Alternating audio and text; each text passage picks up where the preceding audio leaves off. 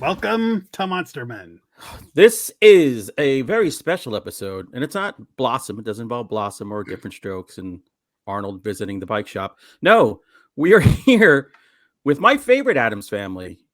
You can have your Gomez and your Morticia. I prefer John Adams, who has the name. If you throw your hat in the ring, please do. We need another president named John Adams, I think, more than ever. And Toby Poser, welcome back. Hey, you guys. Good to be back. I know thanks for we wanted to have you guys on last year when you had your last movie, but then Jack and I, our lives kind of went sideways. But we're back, and we're so glad you're coming back because when I saw the title Hellhole, I was like, okay, here we go. I think we're in for something new. So this is your latest. It's on Shudder, which is great. The perfect marriage. I think Shudder is the perfect home for you guys. We made sure we watched that movie. I think the second day it was out. So you want to dig into Hellhole and other skeletons that might be in your closets. You know how this goes. Sweet, thanks. This is gonna be fun. Yeah. All right. So There's first of all, It's perfect title. we covered this on our other podcast, and we were all saying how we have a little trouble watching your movies because we watch them with like fan goggles on now because we love all your movies so much that we're like, we can't wait to get in and see what you're up to next. And the thing about Hellhole is you guys, were feeding us fastballs and change ups, and now suddenly you throw us a curveball because this movie is a departure from your usual stuff. So tell us about this movie and where it came from. Awesome. Yeah. I think you should. I mean, because there's so much it to out, 'cause- unpack. We'll start with it's our first chance that we met the production team on Joe Bob. We did Joe Bob's show.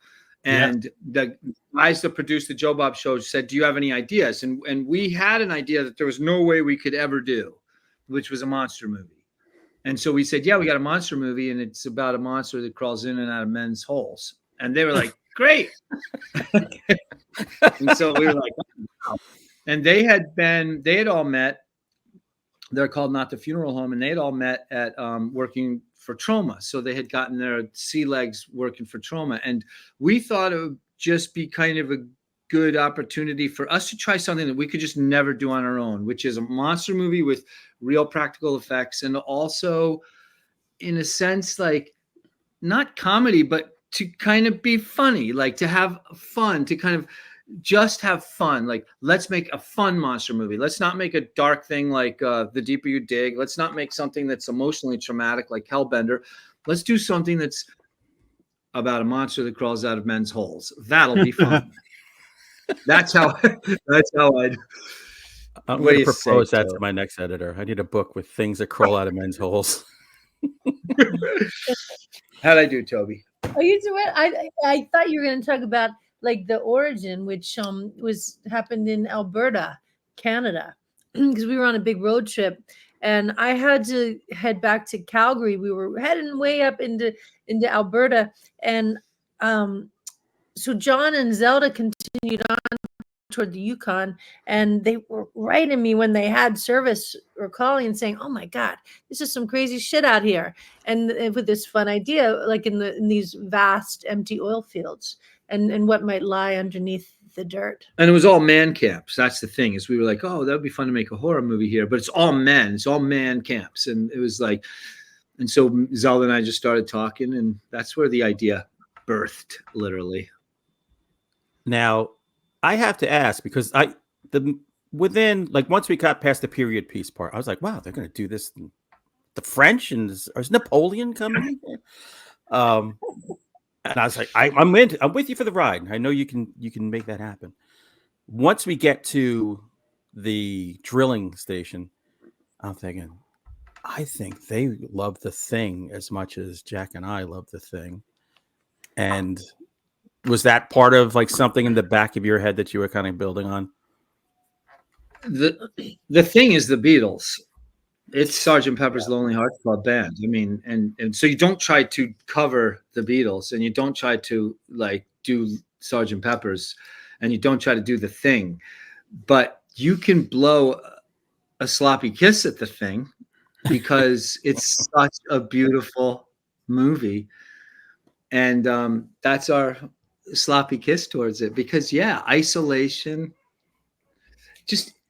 I mean, we could talk about the thing for an hour, which would be really fun too, because and then in terms of our monster for hellhole, we wanted to kind of steep it in biology, you know, like I always kind of think of this movie as evolutionary horror, because it's like it's something that wants to survive. It wants to interbreed for survival. And I'm kind of a science geek, so we had really fun kind of dealing with that and working with the amazing Todd Masters, whose team at Masters FX built the monster, and he worked with us in Serbia. And then our guy Trey Lindsay, who we love so much, who works with us on the effects in our films, came over there too, and they had a great marriage of minds. You know, one of the things of like the thing, no one knows where the monster is. The monster disguises it so well, and even the people that have the monster, I'm not really sure they don't know that they have the monster in them either. So nobody knows where the monster is, and it does a great job of hiding. Everyone in Hellhole knows where the monster is, and unfortunately for them, and that's unfortunately for them, and it's so fun and funny to watch these characters deal with it, because it's squirmy and it's unpleasant, and the way it got in them is unpleasant, and the way it's going to get out is going to be more unpleasant. And so it's like, for us, because we think dark things are funny, that's very funny. And it was. There were laugh out loud moments throughout that movie for me. I thought it's funny without being a comedy. Well, good. Yeah. And I think that was a good choice, because you have a limited budget and you have the balls to have it all in the daylight. You know, so you're not hiding the monster in the dark. Good. Like a lot of low budget movies would. And it looks great, but also because it's fun, we'll roll with you, because we're like, okay, there it is. And if you were taking it more seriously, you'd probably be a little more critical about things. But because it's fun, you're just like, yeah, that monster's insane. Look at that thing. Just want to have a good time at Joe Bob's Jamboree when you watch it. Like, knowing now that your origin was being with Joe Bob, it's even better, because we love Joe Bob. And it's not really about, I don't know, it's not about the gore, but it punctuates it so well. Like, there's one scene in particular where the guy's hiding the body. That it's so funny and it's so horrific, like everything is just clicking on all cylinders. That was like the moment where I was just like, yeah, these guys are firing on all cylinders on this. And so I thought you picked the right tone, because a lot of, especially Shudder movies, you don't know what you're going to get when you Russian roulette those. You're going to get like some of the best movies you've ever seen, and some you're like, okay, I'm glad I didn't rent that movie. You know, this was a fun time to actually step away from where we feel most comfortable, which actually is darker and more emotional and like based on family horror. You know, we like gloomy shit. Like, we love filming gloomy shit. We love the darkness, like the emotional and the spiritual horror of horror. And those are the movies that we love. But this was a really great opportunity. And you know, the financial limitations were once again an advantage, because it's like, all right, there's no way that, you know, there's some things that we just can't do, including film at night, you know? So it's like, just as you say, and that's fun, because it forces you to do your best to have fun and to still tell an entertaining story. I gotta tell you, and there were, you know, we wanted to kind of, no, go ahead, Hunter. No, please, you were the guest of honor. I just the person who just says dumb things. I mean, we wanted it to be like a fun rock and roll monster romp, but we couldn't help but kind of infiltrate it with some things to consider as well, which is just fun because if some people don't want to think about issues like men being the ones who are the Mothers. fertilizers and the carriers of something. Yeah.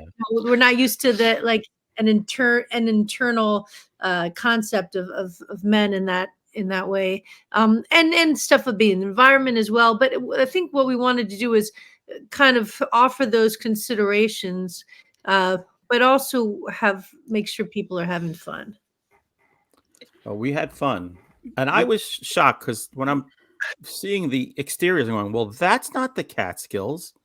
Where the hell are they? So turns out you filmed in Serbia. Like, tell me, like, what was behind that, and what was it like filming?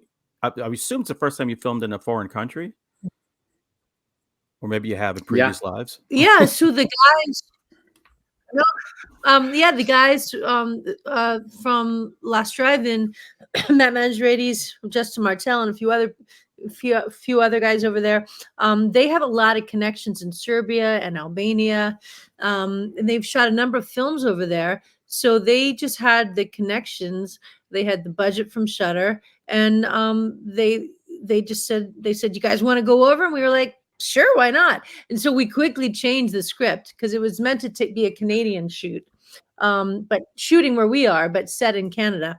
And next thing you know, we were doing translations in Serbian and Slovenian because the two scientists were actually like characters are from Slovenia. So it was pretty wild, but that was really cool. I'm really glad we went over there to shoot. And Toby was quick on her feet because we were supposed to shoot this in the Catskills, like kind of the way we do stuff, but with a production team.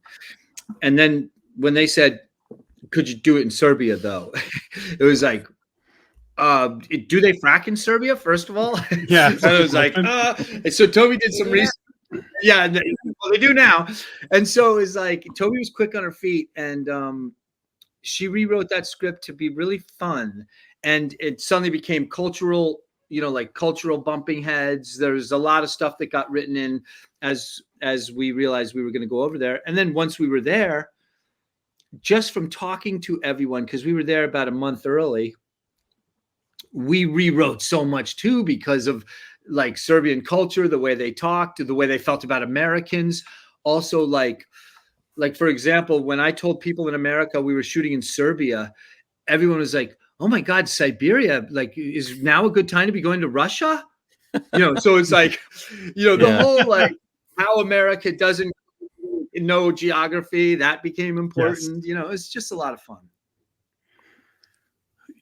I want to circle back to something you said. You called this rock and roll, and it's been a few weeks since I watched the movie. So your use of music in this is great. And combined, you do this thing with the camera. I don't know if editing is the right word, but there's an effect sometimes that gave this movie a vibe that kind of like, again, I think it set a tone, and I think it also helped with the pacing. It's almost like, the way YouTubers are like always like changing camera angles to keep your attention. There was a little thing that you did that would just like speed up somebody walking across a field, or just moments like that, just kind of punctuated and revved you up a little bit. So you guys are famous for the music. You've got Hellbender. Tell us a little bit about the music and that production. Well, thanks for that comment and everything about what you just said. The music is there. This is the first time I've ever written music for an edit. When we make movies as a family, we sit around as our own band, and as we're filming, we're also doing music. So the two of them are kind of like grow together organically, right? So at the end, when we have all the footage, we start editing, and now we have 16 songs to choose from and all outtakes, and so that we put them all together. In this case, I got home and I just started writing two the edits. Like I started editing it and then being like, ooh, what would feel good here? What would feel fun here? Or if maybe a scene had too much talking and I needed to, like what you said, change the energy a little. You know, all those considerations came into play. And I had a lot of fun writing the music for this because I thought of it as like punk metal meets Euro trash. Because in a sense, that's what was going on in the movie. The Americans were meeting the Serbians and all hell was breaking loose. So, and those jump cuts that you're talking about, I'm really glad you liked them. Because I thought they added like fun value. I just wanted, like, they were fun for me. Like when I just experimented with it, I was like looking at some scenes. So I was like, this is a long time to watch this truck go across the grass here, but I need the truck to go across the grass. How can I make it fun? And I just started fucking around and that happened. And I liked it. So I was like, well, I hope, you know, over 51% of the people that watch it like it, because then it's a success. Count me in. I loved it. I thought it was your great. bar. I saw Lulu help write it. Yeah, exactly. When it moved to Serbia, were Lulu and Zelda originally supposed to be in the movie, and then it changed when you had to go overseas? No, Lulu was living in South Korea at the time, I think, when she wrote this. There, Alaska. She moves around, you know. And so no, there was no plan for Zelda to be involved at all. She had just started college, her freshman year of college. And she just wanted to be, you know, college kid. Actually, there was, not to interrupt you, disagree, but there was in the very beginning, Lulu had written it for her, but Zelda opted out because she was like, you know what, guys, I just want to do college. Don't you remember? Like, because we were kind of like Lulu had written a script that was more loving, had romantic interests with Zelda in mind. And Zelda said, I can't do this. Yeah, I guess I forgot about that because it changed so fast. And changed so much. Because then it was going to be that Emily, the character I ended up playing, was going to be an older sort of love interest for Teddy. You know, there was oh right, Emily, so Emily wasn't originally his aunt, Yeah. and then it was like, and then when we came on to act in it, we had to kind of shuffle things around a little bit. Toby moved fast. Toby did a great job with moving fast and changing characters and making it all work. I hope Zelda had an awesome freshman year. I know I did back in the day. Well, I think the two things that are most noticeable about this movie is what, like Hunter said, Serbia. You're like, wow, this is in Serbia. But the bigger one was Zelda, especially because your last movie was like watching a painting come to life. Like every scene, like I was like, oh, you could just take a still from that and frame it. There's one scene where somebody's walking up to a cabin or something. I can't remember exactly. That I go, I want a postcard of this. Like it was beautifully. And Zelda has this presence, especially in that movie. So when I saw she wasn't in this one, that was another one with my fan goggles on. I'm like, wait a minute, what's going on here? But again, you're stepping out of your comfort zone. You threw a curveball, and it, you know, we missed her, but it was, you know, trying something different. Thank you. Yeah, thanks. We missed her too. But you'll be happy to know both of the girls are in. We've got two things cooking right now, and they're back in them. And Zelda is co-directing one of them with us, just like she did Where the Devil Roams and Hellbender. And she's got a really fun, nifty role. Lulu was just here for a really quick visit because now she lives in Scotland, and so she makes a fun cameo in this film. So it was really nice to know that they still wanted to work with us. Yep. Nice. We've been hustling this summer, man, like mad. And I think Zelda was a little jealous. Like she came to New York City and we did the Hellhole premiere, and Zelda was like, Yeah. Actually, that reminds me. I read somewhere on the internet. You don't have to give away any spoilers or anything. Are you guys working on a vampire thing, or did you do a vampire film? No, that's Lulu. So okay. Lulu was asked to be a vampire for a movie that shot up in Rochester, right? Yeah, somewhere upstate. But we don't know where that is in development yet. I asked Lulu, and she said, "I'm not sure where it is yet." Yeah, she shot that up in Rochester. It looked great. I think Rue Morgue put out a little article about it. That must have been where I saw it, and I was Yeah. like, I love vampires when done right. And so, He's obsessed. He has an obsession. So it's an addiction, just like the blood. Here's a crazy question. I don't know if anyone's asked you this. You're in Serbia. What's your favorite thing? What's your favorite Serbian dish while you're out there? Well, if you don't like cabbage, potatoes, and some meat, you're screwed.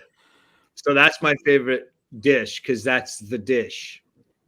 They have these Man. kind of pies. I think they're called boreks there, that are like sort of like cheese pies. It's phyllo dough with stuff kind of wrapped in them. I really liked that. But really fast, like some really cool vampire lore comes out of Serbia, because where we were shooting in the Ratanja Mountains, a few hours from Belgrade, I think it's probably part of the Lower Carpathians. Excuse me. They have vampire lore that predates Dracula. Like their vampire was called Sava Savanovic, I think. And you could kind of, where we were shooting some like the lake scene, you would go through these old villages, and they had a vibe and creepy, and you could literally see garlic hanging on doors. Yep, they were serious. To this day. It's pretty cool. Wow. that's awesome. Yeah, it would be cool to shoot a modern day vampire movie there, because the setting is already perfect.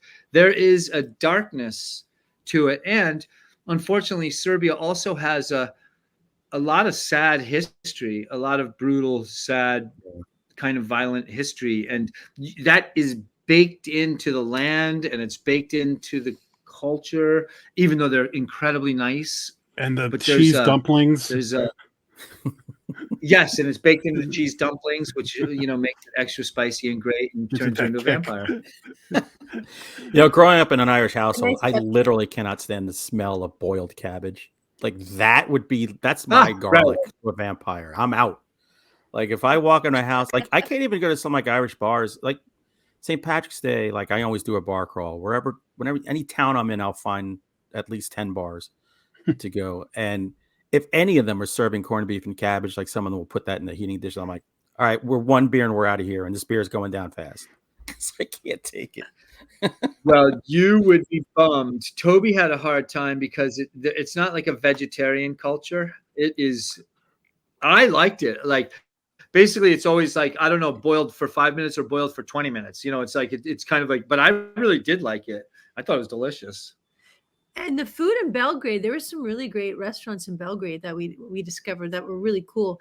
Like taking cuisine from, because you're so close to other countries like Croatia, North Macedonia, Montenegro, Bosnia Herzegovina, and they all kind of bring their own. You could find some restaurants that specialized.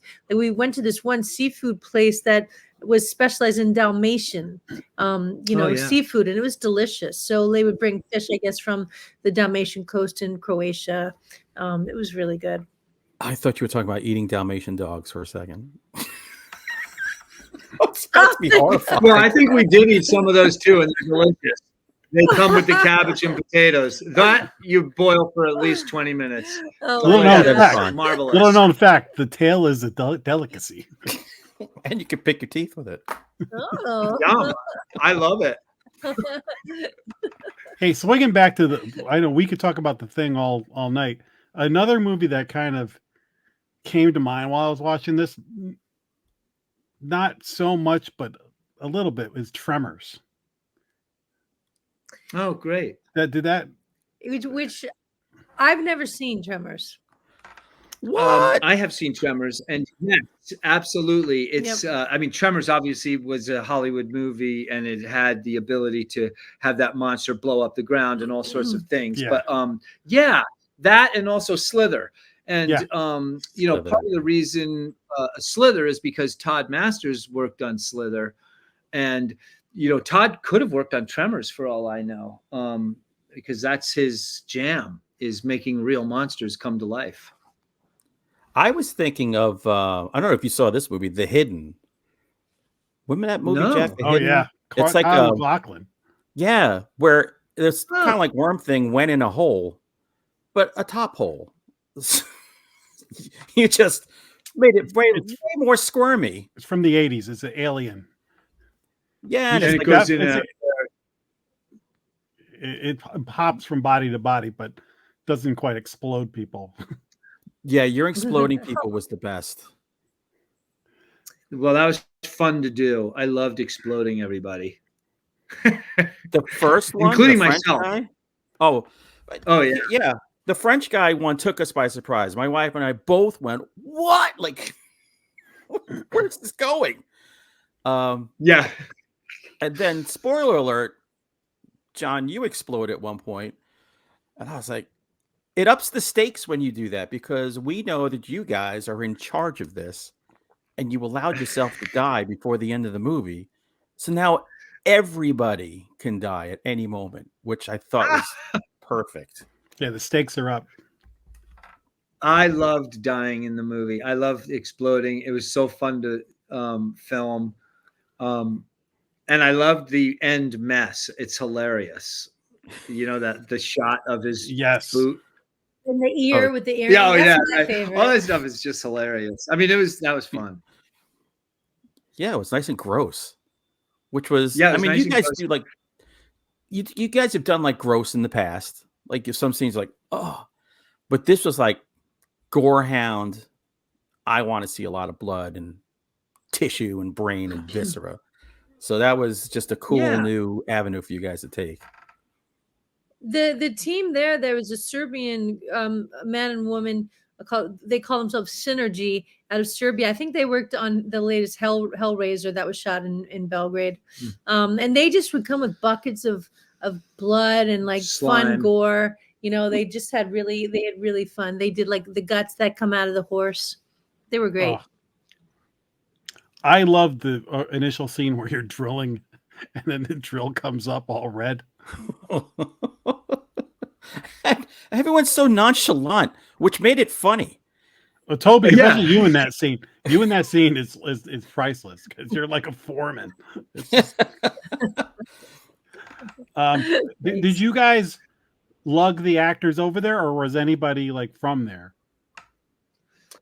They were all from Serbia, except for the guy who plays Teddy, who's an American that we've known since he was a little kid. But everyone else, they were Serbian actors. Yep. Exactly. Yeah, he is like a nephew to me. And his parents were really good friends, and we thought he was great for that role, and so we brought him over. And the Serbians were wonderful to work with, like absolutely wonderful.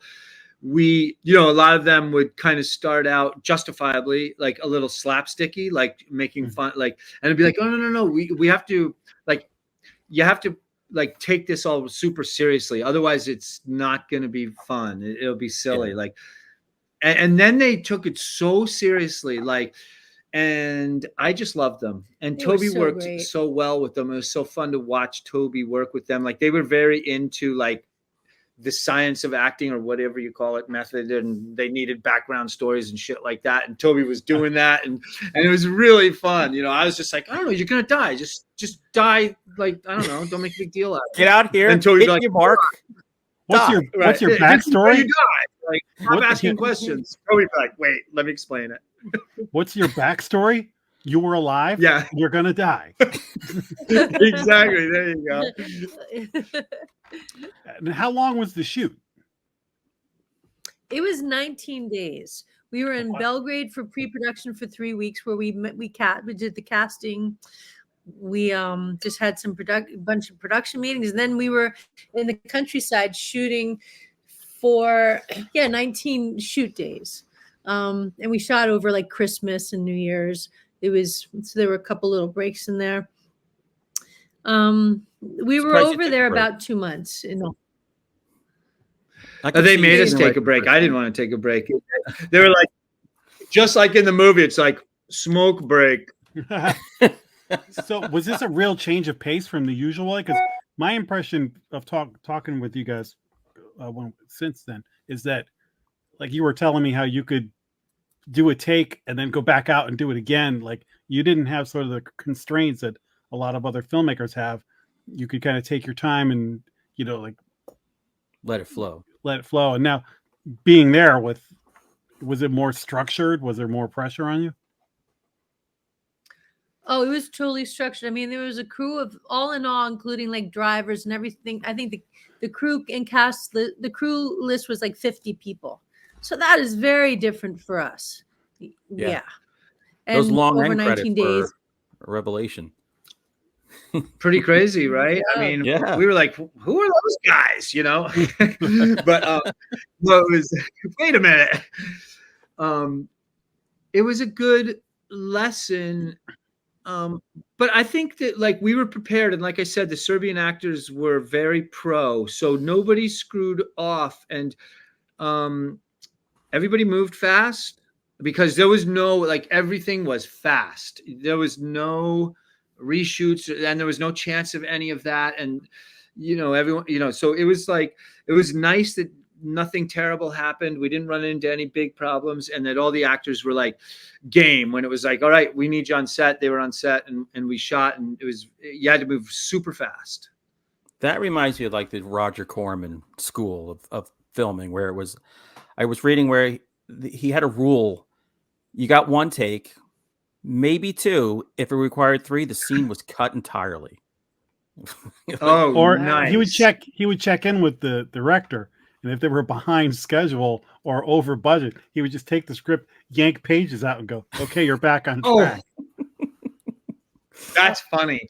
There's a great funny. documentary about Roger Corman you should check out. It's like free on Amazon. I would love to see that. See that too. I would love to see that. I mean, I don't think we ever shot more than 3 takes. And if somebody nailed it on the first one, it was go right to the next one. It was definitely like, churn and burn. It wasn't The Shining. But I just yeah, and it wasn't Adam's Family style either, which is like, let's shoot and talk and hang out and wait for clouds. So there was none of that. And that could be hard sometimes because, as you guys mentioned, we were outside. So if it was cloudy when you started the scene and then suddenly it was bright when you were ending the scene, it was you had to think, like, we had to think about that. Like, sometimes we'd move people around and everyone would be like, wait, what are you doing? And it'd be like, well, I don't want to see somebody in flat light and then in bright light, so I have to move them around. And because we don't want it to look cheap, so sometimes it could be tricky. I'm telling you, with high def TVs now, I've watched Caddyshack a million times in my life. Once we got high def TVs, I was noticing the sweat stains on the guys' shirts moving around from take to take. Oh, wow. Yeah, that's a big thing to consider. I mean, like the detail people can see now. Yeah, absolutely. And that's important. That's something that I do love about the way we shoot on our own, is that we can, if we see that problem, we can go fix it. Yeah. And it was a very, it was a different camera. John wasn't shooting. That it was really interesting not to just wear those hats and not even you're not supposed to touch those things. We're used to touching everything. Yeah. Like our fingerprints are everything. So it was kind of just neat. I mean, that was our first time. We went on to shoot something last September, a year ago, in Canada, something that's going to be on a Screenbox anthology. And that was our second time working with the crew. We were just hired guns for that. And by then it was like, oh, okay, now I understand, there's like a monitor and I can hear everything. But when we got to Serbia, I was like, why are you putting this thing in front of me? It's like, aren't I just going to stand there watching? And you're like, no, you can hang out over there if you want. Or it's like, oh, this is so, I mean, I guess that's how it's often done. But for us, we were like cave people. Yeah, the first days we walked into the trailer where we were shooting some office stuff, and I started moving stuff around, and somebody came up, one of the Serbians, like, hey, what are you doing? I was like, I'm moving shit around because it doesn't, and he's like, no touching, no touching anything. No touching. What's wrong? No touching or dying. You touching, you dying. Okay, no touching. Okay, no problem. All right, I'm going to ask this question as somebody who wrote a book and had the title changed against his will to Hellhole. Did you choose the title Hellhole? And when you did, was Spinal Tap playing in the back of your brain at any point? Oh, that's Come on, that's not the first time you've heard that. No, no, I didn't know that there was a Spinal Tap song, Hellhole. But but people mention it now. Oh, people have mentioned it now, and I love Spinal Tap, but I didn't know there was a Hellhole. I hadn't remembered either. What happened was we had been kind of working on this, and then suddenly a movie hit right when we were heading over to Serbia called Hellhole that was shot in Poland. Yes, And it was on like Netflix. Yeah. So it was like it had huge distribution. And I on the plane, I literally got off the plane and was like, guys, what are we gonna do about this? Like there's this Polish movie called Hellhole that just came out. And they're like, we're gonna do nothing. We're gonna shoot it and put it out. We're just gonna make a better movie. Yeah, right. I got to go watch that Hellhole. Like I didn't want to watch it. Now it's time for me to watch it because I was like, ooh, I can't watch it, and then also have a movie called Hellhole. So I got to watch it. Well, I will tell you, my editor who changed my book to Hellhole, he's a dear friend. Despite it, my Hellhole was a weird Western kind of thing. But when we hopped over to another publisher, and he said, "Hey, we should put Hellhole back out," I said, "The hell we will! It'll be called Ghost Mine." And he was like, and at the time, that show Ghost Mine was kind of big on Sci-Fi Channel, and it really so you can't win. No, that one was fine. I don't think you can win. No, probably not. At one point I said, Hellhole, do you want to call it Big Bottom? Where are we going with this? Are we just going to go through the whole? I would love to. Big Bottom would be great. That's, you know what? If we do Hellhole 2, it's going to be called Big Bottom. It should bottom of the hole. Come on, guys. So the Spinal Tap song Stonehenge is the one that could be a horror movie. The tiny people of Stonehenge. I'm going to rewatch. It's been forever. It has been. We should let's watch it one night when we're like just want to have fun. Well, yeah, that's every night. A great movie. Yeah, you're musicians, so you would appreciate it. Yeah. No, I love Spinal Tap. I'm embarrassed that I don't like because other people have been like, "Oh my god, I love Hellhole from Spinal Tap," and I'm like, "Oh shit, I feel stupid." That's because you're out doing things. You're out doing things like where we're still just like watching movies all the time. So all we're ever doing is I watched Spinal Tap for the 4,000th time while you're out in the woods shooting a movie. So we'll cut you some slack. You're off in Serbia. Well, maybe they'll use clips from Hellhole in Spinal Tap 2. Giddy up. You know what? There is a Spinal Tap sequel coming out soon. Yes, there is. So, yeah. So, and by the way, speaking of shooting, you guys are shooting tonight. It's 9:15 at night right now. And you guys are going out shooting right after this. And it's raining. We didn't know it was going to rain. Jack and I are going to struggle to get into bed. We're going to take our 2 Motrin because we hurt and go to bed and hope we can fall asleep. Motrins can work. They can help. Yeah, tonight's going to be a fun night. We're shooting a scene from a nightmare. And I don't know about you guys. I have nightmares every night. I'm the nightmare king. And Toby wakes me up. Do you have nightmares every night? No, my daughter does. I don't. I wish I had her nightmares. I have a lot more ideas in my head for books. Does she have good ones? She has terrifying nightmares. I mean, they freak me out. And she has sleep paralysis. She's got so much, she hates going to sleep. She should work with us. She'll be great. She should write for us. And I'm an insomniac, so we'll just employ her. Yeah. You feed us ideas and I'll stay up all night and But one of the things my wife doesn't know how to sleep at all. So you guys can have a great time all night long transcribing nightmares. It sounds like we're in the same DNA pool. We're gonna house swap. I've got sleep apnea, if that counts for anything. Yes, that counts for keeping your writer partner up. Yes, exactly. Yeah, and the fear of not waking up in the morning. So tonight I'm trying to bring to life one of the things that always happens in my nightmares, which is that I can tell that something like super big and evil is right out of sight. It's right there, but I can't quite see it, but I know it's there. And I was told as a young kid, don't run from your monsters, because I used to have nightmares as a kid, and Mm. I was told by my mom, don't run from them. You need to turn around and face them or chase them. That's the only way to make it. And so tonight is I'm trying to bring that to life cinematography wise. So it's going to be fun. Oh, let's see how you sleep after this. I'm going to sleep great because I'm just going to go chase my monster, like finally, like in waking instead of sleeping. So it's going to be wonderful. I'm going to kick Do its any- ass. Jack, you included. Do any of you have had a particular recurring nightmare that kind of haunted you for a period of time? Not really. I did when I was a kid. I had a really, really creepy one. Yep. Where I was just surrounding in complete, like deafening silence, this kind of white motel. And I knew when I would get to the doorway with one flower in a pot, like a daisy in a pot, that the whole sky was going to fall on me. And it was terrifying because it would fall, and it would be like the cartoon where pianos and safes and everything would just like crush me. And I had it for years. That's great. What I about love you? that. I dreamt for years that I died in a car accident at age 33. Jesus. It was always, I knew I was 33, and I was always crushed in the car, and I would wake up because the crushing was stopping me from breathing, and I would always wake up.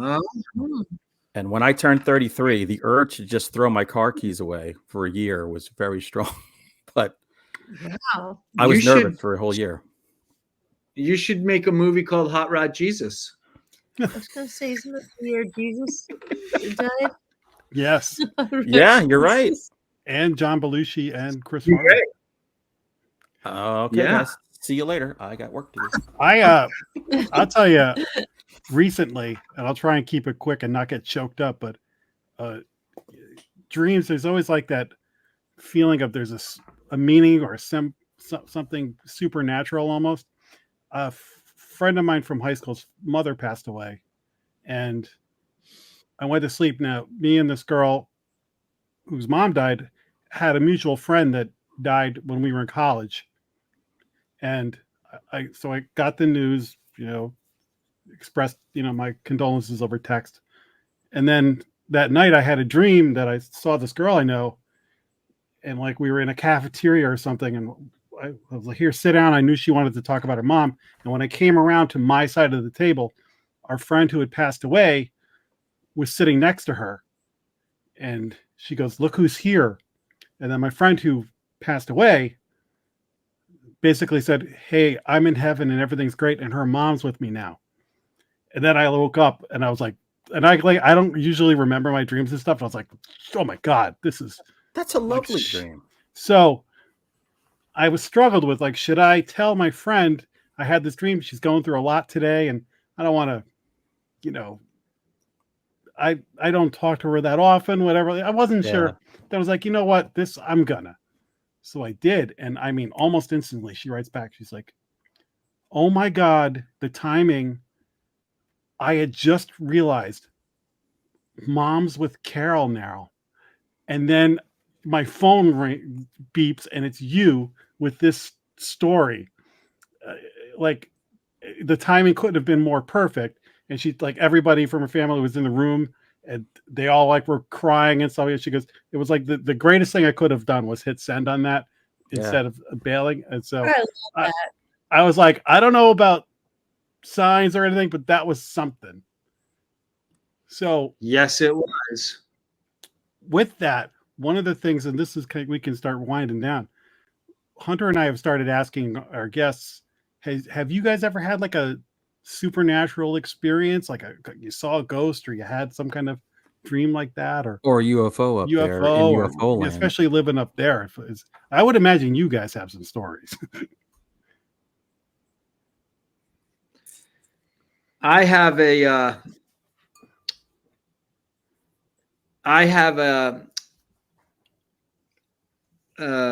it's hard. I have ghosts sitting over me up in my room, and my kids and Toby heard me scream once because of it.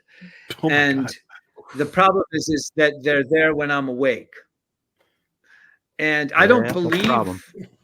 believe in ghosts, but it's Try hard not telling to them when that.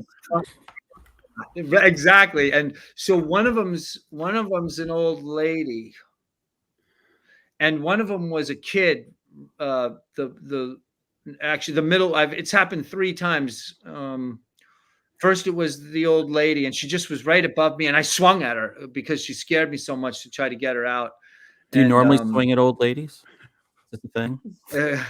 when they hover above me in my bed, I make a habit of it. All bets are off. Get the fuck out of here!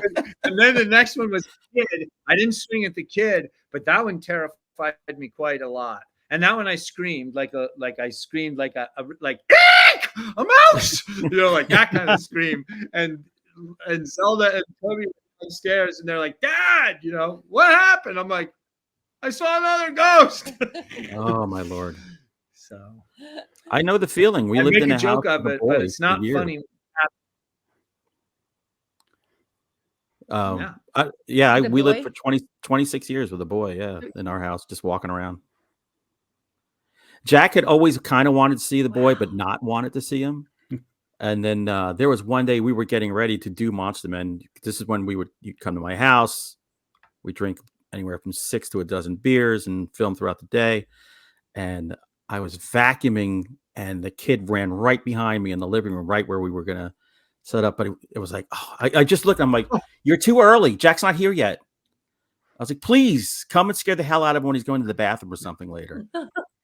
Yeah, we were watching a movie later that night. The sun is going down, and the room's getting darker and darker. And I keep just like looking around. I'm like, I don't really believe this, but if a kid pops his head out, there's going to be like a jack-shaped hole in the wall, like in the Scooby-Doo cartoon. He was a nice boy. And after what you said with the old And you lady, didn't get lucky. no. But I'll tell you what, No. if I saw the old lady, I'd be sleeping with my softball bat. Yeah, that's a tough one. Yeah, I mean, we sleep with more than that, like especially just the old lady. John's so sweet when he gets scared and in nightmares, because he's like a dog, shaking. He's like, he looks so vulnerable, and I kind of just I enjoy watching it for a little bit. She's mean to me. My wife is mean to me. Wow. And then I wake up. I have to wake him up gently, because if I don't, he'll kill me. It's true. He'll swing at you. But it's nice that you have insomnia. So your insomnia helps watch over. So it's a good thing. We're a perfect match. You're That's why right. we're perfect together. Yeah. That's why I like the fact that my wife doesn't sleep at night, because I know, all right, well, I don't have to worry about alarms, locking the door. There's guard here all night long. So circling back to the movie, how's it doing? I've just read all kinds of good reviews on it, but how's it going in the wake? It's been beautiful. It's been really beautiful. Yeah, we've been happy with the response, and Shudder was so great to us. They never got in our way. They only just encouraged us, and so we've been really happy. We had a couple fun screenings, like in theaters. That's awesome. Tomorrow we're driving out to Fargo, North Dakota. Wow. Yeah. Oh, that's a quick drive. A couple hours. Yeah, that'll be quick. Little commute. Hey, Little hop, skip, and a jump. Stay away from the wood chippers out there. Yeah. Don't go near the wood chippers. Wood chipper. It's a chipper. Wood chipper. Yeah. Chipper. Is that your friend in the chipper? That chipper's wicked pisser. I know. Exactly. Boston, you Bostonian. And we know we're going to push you out of here. As much as we love you and love talking to you, we also love your films, and we want you to get the shot in tonight. So go make some more stuff for us. Yeah. Thank you. And again, remember, we want to be in the background or something. Bodies, dead bodies. Cover us in goop. Don't put anything in our Can't holes. wait. I can already else. imagine some good on you guys. That would be awesome. No. Might have to have some things in your holes. and dress scenes with some of your books, Hunter. Yeah. You're prolific. I have a problem. I can't stop. I'd like to. But then I keep problem. accepting every job that's given to me. I'm like, all right, I'll do it. I'll do it. So I'm actually right now writing a Western, like a straight up Western. Oh, beautiful. Ooh. But ghostwriting. So it's not for me. It's for somebody else. But that's okay. What's your favorite Western? My favorite Western like movie is The Good, the Bad, and the Ugly. I grew up on that movie. Love that one. You like that more than Unforgiven? Ooh. Yes. Only because for me, Unforgiven is a build-up to a couple of fantastic scenes where there's so much amazing stuff in The Good, the Bad, and the Ugly. Like I saw the extended version with Eli Wallach in the movie theater to talk about it. It was over 3 hours long, and it could have been 3 more hours, and I would have been happy. Wow. Yeah, I mean, that's brilliant. That's a brilliant movie. I like the movie that starts out at the train station. Oh, that's the best opening of any movie ever. Once Upon a Time in the West. Fistful of Dollars? Yeah, Once Upon a Time in the West. Yeah. Once Upon a Time in the West. For me, that's the best intro of any movie ever, with the fly on the guy's face and the long distance shots, and like we watch a guy sitting there for 15 minutes straight. Like you're like, I think the film froze or something. It's like, oh no, there's a fly. It's actually this is happening. I love and not a word spoken, and the tension just not mounts a word. And mounts and mounts. But you know what the most spoken, it's like bad ADR. But you know what the most fun Western is Silverado. Oh, that is. I've never seen so long. Kevin Costner, Kevin Kline, Danny Glover, Ah. Glenn, what's his name? From the Silence of the Lambs guy. That's just no, Glenn. Oh God, I hate getting old, Jack. The names don't come so easily anymore. I think the guy who played Crawford. The guy who played Crawford in Glenn Scott. Glenn Scott. Oh, Scott I Glenn. know who you're Scott talking Glenn. about. Scott Glenn. Scott Glenn, yes. Scott Glenn. Jeff Goldblum's in it. It's just pure fun. Oh wow. It is. Brian Dennehy is the bad guy. All right. Oh, Brian Dennehy as a bad guy. That's, First Blood. Come on. Yep. Okay, I got one for you. Have you guys ever watched The Proposition? I don't think so. Okay, so that might be my favorite Western. So please, if you have a chance, especially if you're writing a Western right now, you got to watch The Proposition. It was written by I'm going to. Nick Cave. Okay, I'm going to watch it, and I will report back to you. You'll get a book report or a movie review when I'm done. Great. I can't wait to grade it. Please correct all my typos and misspellings. I wouldn't know how to correct any typos, grammatical errors, or anything like that. In fact, it has to be 1 sentence long, the book report. It's a right. tweet. It's a tweet. Hey, going back to Spinal Tap, the review for Spinal Tap's album Shark Sandwich is the perfect review. Shit sandwich. 1 sentence, 2 words. My favorite review ever. All right. Well, we can't thank you enough for coming back on the show. We could talk to you all night, seriously. But good luck with Hellhole. That's killer. It's killer B, as Joe Bob might say. And we can't wait to see what you have up next, man. And we hope you'll join us again when you got something else, or whenever the hell you want, really. But we'd love that. Yep, if you want to just come and talk about The Thing and other horror movies, and not, we're always looking for good people to chat with. So sounds wonderful. Maybe we'll have to do horror in Westerns. That would be pretty fun. Ooh. While Toby teaches her how to make her pizza. So a little bit of cooking show too. Yes. Everybody brings a pizza show mixed with. I like that. A horror cooking show. I think we've got something. I like that idea too. And just to wrap it up perfectly, this all has to be done in a heart-shaped hot tub. So we'll see you then. Bring it on. Whoever wants to film us all, take photographs. Let us know. Yes. Beautiful Mount Airy Lodge. All right, we're done now. Okay. Adam's family, thank you so much. Hunter, everybody, see you next time on Monster Monster Men.